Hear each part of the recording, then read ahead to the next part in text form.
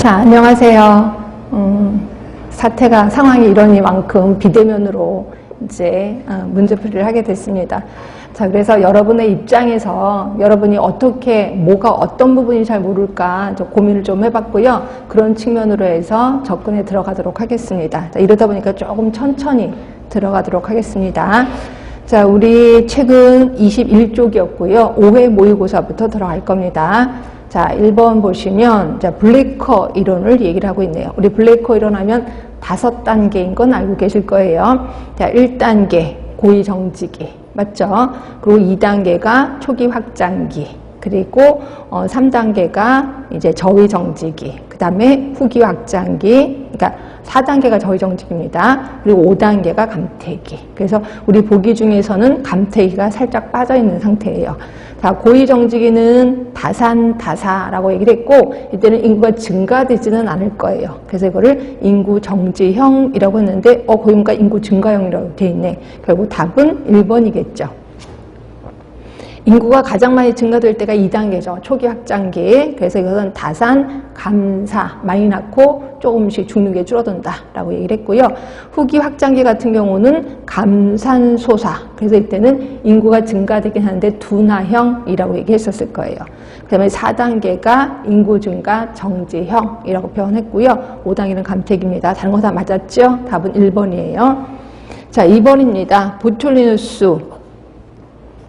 자, 보툴리누스 하면은 뭔지는 아실 거예요. 보툴리누스 독서, 얘는 열에 약하다 그랬고, 보툴리누스 균은 열에 강하다라고 표현했었습니다. 자, 올바르지 못한 거 눈에 금방 들어올 것 같아요. 일단 신경계, 뉴로톡신이라고 표현했고, 신경독소 맞고, 열에, 독소는 열에 약합니다. 근데 여기는 균의 독소를 물어보고 있으니까 답은 3번이네요. 3번은 열에 약하다, 독소는. 그리고 몰랐던 거 4번 햇볕에 급속히 불활성한다. 이거 우리 몰랐던 거죠. 그러니까 얼른 외워두시고 책에다도 좀 메모를 좀 해주셔야 될 것 같아요. 일단 답은 3번. 자, 그 다음에 3번입니다. 중동호흡기 증후군에 대한 설명을 올바르지 못한 것 이렇게 돼 있고, 자, 중동호흡기 증후군은 1번 뭐 호흡곤란 등의 일반적인 호흡기 증상. 네, 맞습니다. 자, 2번에 봤더니 자, 2m 이내에는 기침 재채기를 할 경우 나오는 분비물로 전파되고 2015년부터는 4군 법정 감염병이 추가가 됐고요. 지금 현재는요. 지금 현재 즉 2020년부터는 1급 감염병으로 이제 옮겼죠. 그렇지?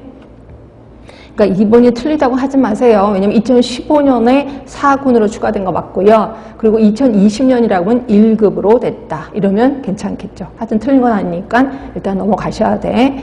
3번 보시면 증상은 감염 후 최소 1일부터 10살 이내에 나타나며, 우리 중동호흡기 증후군 우리 그 최대 잠복기 14일인 건 아시죠? 어디서 아셨어요?